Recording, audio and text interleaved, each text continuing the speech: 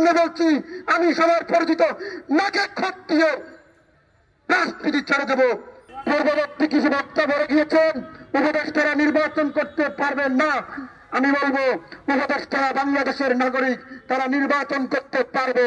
তবে কথা হচ্ছে 5 তারিখের পরে জুলাই আগস্টে আপনারা উপদেষ্টা হওয়ার পরিপূর্ব যেই পরিমাণ আন্তরিকভাবে সুন্দর ব্যবহার দিয়ে কোটি কোটি টাকা লুটপাট করেছেন, সেই টাকাগুলো Dhaka medical college, PG hospital, পঙ্গু হসপিটালের আহত নিহত পরিবারকে দান করুন।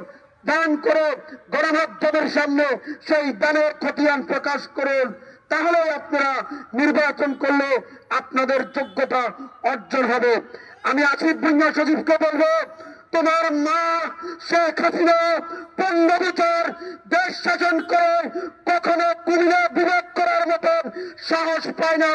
ওই বাচ্চা উপদেষ্টা তোমার কি করে চ্যালেঞ্জ ছুটি দিতে হয়, কুমিল্লা বিভাগ করবে। তুমি যদি কুমিল্লা বিভাগ ঘোষণা করতে পারো, আজকে এই গণমাধ্যমের সামনে বলছি, আমি সবার পরিচিত নাকে খত দিয়ে রাজনীতি ছেড়ে দেব। তবে কুমিল্লা বিভাগ করার সাহস করবে না। নোয়াখালী বিভাগ চাই, না হলে চট্টগ্রামে আমরা থাকবো।